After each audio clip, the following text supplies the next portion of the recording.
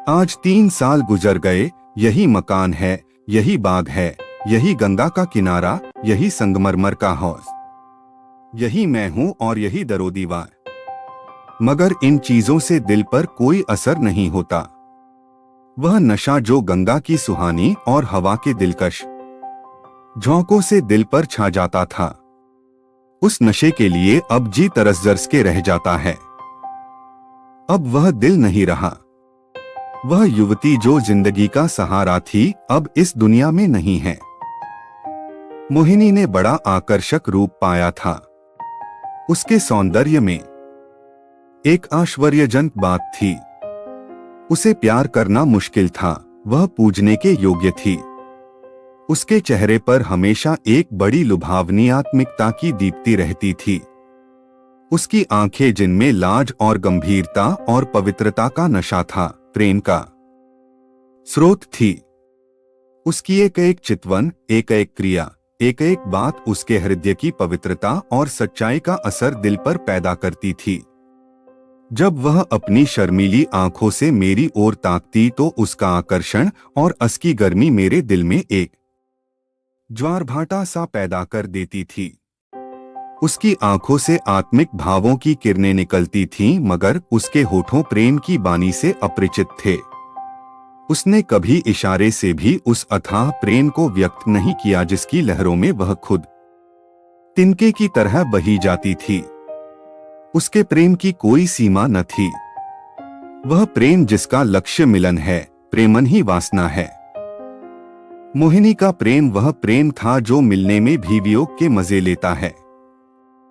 मुझे खूब याद है एक बार जब उसी हौज के किनारे चौदनी रात में मेरी प्रेम भरी बातों से विभोर होकर उसने कहा था।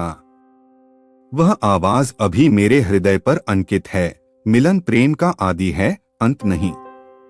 प्रेम की समस्या पर इससे ज्यादा शानदार, इससे ज्यादा ऊंचा ख्याल कभी मेरी नजर में नहीं गुजरा। वह प्रेम जो चितावनों से पैदा होता है और वियोग में भी हरा भरा रहता है, वह वासना के एक झोंके को भी बर्दाश्त नहीं कर सकता।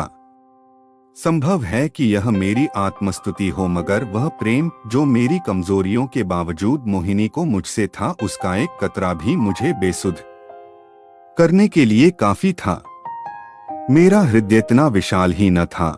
मुझे आश्चर्य होता था कि मुझ में वह कौन सा गुण था जिसने मोहिनी को मेरे प्रति प्रेम से विह्वल कर दिया था। सौंदर्य, आचरण की पवित्रता, मर्दानगी का जौहर, यही वह गुण हैं जिन पर मोहब्बत निछावर होती है। मगर मैं इनमें से एक पर भी गर्व नहीं कर सकता था। शायद मेरी कमजोरियों ही उस प्रेम की तड़प का कारण थीं। मोहिनी में वह अदाएं न थीं जिन पर रंगीली तबीयतें फिदा हो जाया करती हैं। तिरछी चितवन, रूप गर्व की मस्ती भरी हुई आंखें, दिल को मोह लेने वाली मुस्कुराहट, चंचल वाणी, उनमें से कोई चीज यहाँ न थी। मगर जिस तरह चौद की मध्यम सुहानी रोशनी में कभी कभी फुहारें पड़ने लगती हैं, उसी तरह निश्चल प्रेम में उसके चेहरे पर एक मुस्कुराहट कौंध जाती और आंखें नम हो जाती। यह अदा न थी, सच्चे भावों की तस्वीर थी जो मेरे हृदय में पवित्र प्रेम की खलबली पैदा कर देती थी। शाम का वक्त था, दिन और रात गले मिल रहे थे। आसमान पर मतवाली घटाएं छाई हुई थीं और मैं मोहिनी के साथ उसी हौज के किनारे बैठा हुआ था। ठंडी ठंडी बयार और मस्त घटाएं हृदय के किसी कोने में सोते हुए प्रेम के भाव को जगा दिया करती है। वह मतवालापन जो उस वक्त हमारे दिलों पर छाया हुआ था, उस पर मैं हजारों होशमंदियों को कुर्बान कर सकता हूँ। ऐसा मालूम होता था कि उस मस्ती के आलम में हमारे दिल बेताब होकर आंखों से टपक पड़ेंगे। आज मोहिनी की जबान भी संयम की बेड़ियों से मुक्त हो गई थी और उसकी प्रेम में डूबी हुई बातों से मेरी आत्मा को जीवन मिल रहा था। एकाएक मोहिनी ने चौंक कर गंगा की तरफ देखा। हमारे दिलों की तरह उस वक्त गंगा भी उमड़ी हुई थी। पानी की उस उद्विग्न उठती गिरती सतह पर एक दिया बहता हुआ चला जाता था और उसका चमकता हुआ अक्स थिरकता और नाचता एक पुच्छल तारे की तरह पानी को आलोकित कर रहा था। आह, उस नन्ही सी जान की क्या बिसात थी। कागज के चंद पुर्जे, बांस की चंद तीलियां, मिट्टी का एक दिया कि जैसे किसी की अतृप्त लालसाओं की समाधि थी जिस पर किसी दुख बंटाने वाले ने तरस खाकर एक दिया जला दिया था, मगर वह नन्ही सी जान जिसके अस्तित्व का कोई ठिकाना न था, उस अथाह सागर में उछलती हुई लहरों सेट कराती, भंवरों से हिलकोरें खाती, शोर करती हुई लहरों को रौदती चली जाती थी। शायद जल देवियों ने उसकी निर्बलता पर तरस खाकर उसे अपने आंचलों में छुपा लिया था। जब तक वह दिया झिलमिलाता और टिमटिमाता हमदर्द लहरों से झकोरे लेता दिखाई दिया। मोहिनी टकटकी लगाए खोई सी उसकी तरफ ताकती रही। जब वह आंख से ओझल हो गया तो वह बेचैनी से उठ खड़ी हुई और बोली, मैं किनारे पर जाकर उस दिए को देखूंगी।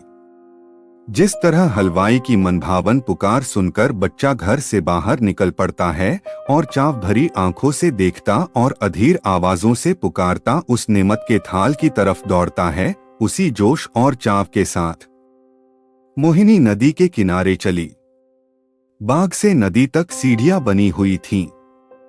हम दोनों तेजी के साथ नीचे उतरे और किनारे पहुंचते ही मोहिनी ने खुशी के मारे उछलकर जोर से कहा, अभी है, अभी है। देखो, वह निकल गया। वह बच्चों का सा उत्साह और उद्विग्न अधीरता जो मोहिनी के चेहरे पर उस समय थी, मुझे कभी न भूलेगी। मेरे दिल में सवाल पैदा हुआ, उस दिए से ऐसा हार्दिक संबंध, ऐसी विहलता क्यों? मुझ जैसा कवित्वशून्य व्यक्ति उस पहेली को जरा भी न बूझ सका। मेरे हृदय में आशंकाएं पैदा हुई। अंधेरी रात है, घटाएं उमड़ी हुई, नदी बाढ़ पर, हवा तेज, यहाँ इस वक्त ठहरना ठीक नहीं।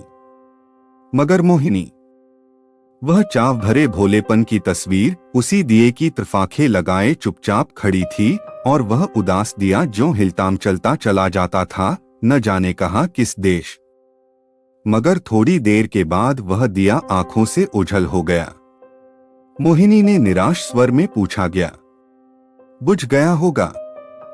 और इसके पहले कि मैं जवाब दूं वह उस डोंगी के पास चली गई जिस पर बैठकर हम कभी कभी नदी की सैरें किया करते थे और प्यार से मेरे गले लिपटकर बोली, मैं उस दिए को देखने जाऊंगी कि वह कहाँ जा रहा है, किस देश को।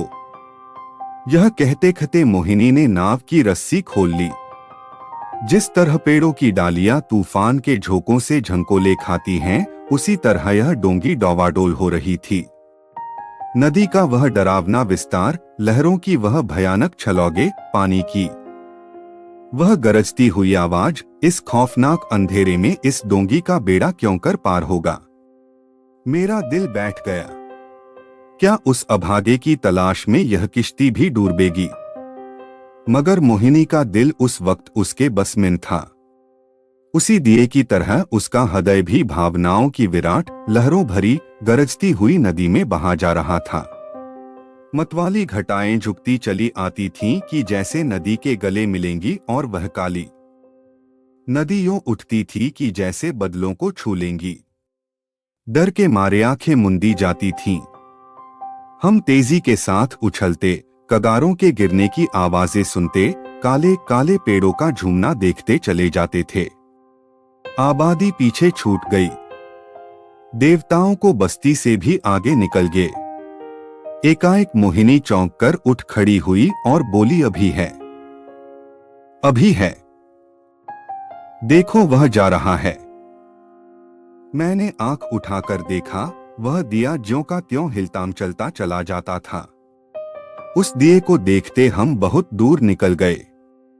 मोहिनी ने यह राग अलापना शुरू किया, मैं साजन से मिलन चली कैसा तड़पा देने वाला गीत था और कैसी दर्दभरी रसीली आवाज, प्रेम और आंसुओं में डूबी हुई। मोहक गीत में कल्पनाओं को जगाने की बड़ी शक्ति होती है। वह मनुष्य को भौतिक संसार से उठाकर कल्पनालोक में पहुंचा देता है। मेरे मन की आंखों में उस वक्त नदी की पुरशोर लहरें, नदी किनारे की झूमती हुई डालियां, सनसनाती हुई हवा, सबने जैसे रूप धर लिया था और सब की सब तेजी से कदम उठाए चली जाती थीं, अपने साजन से मिलने के लिए। उत्कंठा और प्रेम से झूमती हुई यह युवती की धुंधली सपने जैसी तस्वीर हवा में, लहरों में और पेड़ों के झरमट में चली जाती दिखाई देती और कहती थी, साजन से मिलने के लिए। इस गीत ने सारे दृश्य पर उत्कंठा का जादू फूंक दिया। मैं साजन से मिलन चली, साजन बसत कौन सी नगरी में, बौरी ना जानू ना मोहे आस मिलन की उससे ऐसी प्रीत भली। मैं साजन से मिलन चली, मोहिनी खामोश हुई तो चारों तरफ सन्नाटा छाया हुआ था और उस सन्नाटे में एक बहुत मध्यम रसीला स्वपिरेल स्वर क्षितिज के उस पार से या नदी के नीचे से या हवा के झोंकों के साथ आता हुआ मन के कानों को सुनाई देता था। मैं साजन से मिलन चली। मैं इस गीत से इतना प्रभावित हुआ कि जरा देर के लिए मुझे ख्याल न रहा कि कहाँ हूँ और कहाँ जा रहा हूँ। दिल और दिमाग में वही राग गूंज रहा था। अचानक मोहिनी ने कहा, उस दिए को देखो। मैंने दिए की तरफ देखा। उसकी रोशनी मंद हो गई थी और आयु की पूंजी खत्म हो चली थी। आखिर वह एक बार जरा भभका और बुझ गया। जिस तरह पानी की बूंद नदी में गिरकर गायब हो जाती है, उसी तरह अंधेरे के फैलाव में उस दिए की हस्ती गायब हो गई। मोहिनी ने धीमे से कहा, अब नहीं दिखाई देता, बुझ गया। यह कहकर उसने एक ठंडी सांस ली। दर्द उमड़ आया, आंसुओं से गला फंस गया। जबान से सिर्फ इतना निकला, क्या यही उसकी आखिरी मंजिल थी? और आंखों से आंसू गिरने लगे। मेरी आंखों के सामने से पर्दा सा हट गया। मोहिनी की बेचैनी और उत्कंठा, अधीरता और उदासी का रहस्य समझ में आ गया और बरबस मेरी आंखों से भी औंस की चंद बंदे टपक पड़ी। या उस शोर भरे खतरनाक तूफानी सफर की यही आखिरी मंजिल थी। दूसरे दिन मोहिनी उठी तो उसका चेहरा पीला था। उसे रात भर नींद नहीं आई थी। वह कवि स्वभाव की स्त्री थी। रात की इस घटना ने उसके दर्दभरे भावुक हृदय पर बहुत असर पैदा किया था। हंसी उसके होठों पर यूं ही बहुत कम आती थी, वो चेहरा खिला रहता था। आज से वह हंसमुखपन भी विदा हो गया। हरदम चेहरे पर एक उदासी सी छाई रहती और बातें ऐसी जिनसे हृदय छलनी होता था और रोना आता था। मैं उसके दिल को इन ख्यालों से दूर रखने के लिए कई बार हंसाने वाले किस्से लाया, मगर उसने उन्हें रखोल कर भी न देखा। और जब मैं घर पर न होता तो वह कवि की रचनाएं देखा करती, मगर इसलिए नहीं कि उनके पढ़ने से कोई आनंद मिलता था, बल्कि इसलिए कि उसे रोने के लिए ख्याल मिल जाता था। और वह कविताएं जो उस जमाने में उसने लिखी, दिल को पिघला देने वाले दर्दभरे गीत हैं। कौन ऐसा व्यक्ति है जो उन्हें पढ़कर अपने आंसू रोक लेगा? वह भीख भी अपनी कविताएं मुझे सुनाती और जब मैं दर्द में डूबकर उनकी प्रशंसा करता तो मुझे उसकी आंखों में आत्मा के उल्लास का नशा दिखाई पड़ता। हंसी दिल लगी और रंगीनी मुमकिन है कुछ लोगों के दिलों पर असर पैदा कर सके, मगर वह कौन सा दिल है जो दर्द के भावों से पिघल न जाएगा? एक रोज हम दोनों इसी बाग की सैर कर रहे थे। शाम का वक्त था और चैत का महीना। मोहिनी की तबीयत आज खुश थी। बहुत दिनों के बाद आज उसके होठों पर मुस्कुराहट की झलक दिखाई दी थी। जब शाम हो गई और पूरनमासी का चौथ गंगा की गोद से निकलकर ऊपर उठा तो हम इसी हौज के किनारे बैठ गए। यह मौलसिरियों की कतार और यह हौज मोहिनी की यादगार है। चावदनी में बिसात आई और चौपड़ होने लगी। आजतबियत की ताजगी ने उसके रूप को चमका दिया था और उसकी मोहक चपलताएं मुझे मतवाला किए देती थीं। मैं कई बाजियां खेला और हर बार हारा। हारने में जो मजा था वह जीतने में कहा। हल्की सी मस्ती में जो मजा है वह छकने और मतवाला होने में नहीं। चौदनी खूब छिटकी हुई थी। एकाएक मोहिनी ने गंगा की तरफ देखा और मुझसे बोली, वह उस पार कैसी रोशनी नजर आ रही है। मैंने भी निगाह दौड़ाई। चिता की आग जल रही थी, लेकिन मैंने टालकर कहा, फौजी खाना पका रहे हैं। मोहिनी को विश्वास नहीं हुआ। उसके चेहरे पर एक उदास मुस्कुराहट दिखाई दी और आंखें नम हो गई। ऐसे दुख देने वाले दृश्य उसके भावुक और दर्दमंद दिल पर वही असर करते थे जो लू की लपट फूलों के साथ करती है। थोड़ी देर तक वह मौन निश्चला बैठी रही, फिर शोक भरे स्वर में बोली, अपनी आखिरी मंजिल पर पहुंच गया।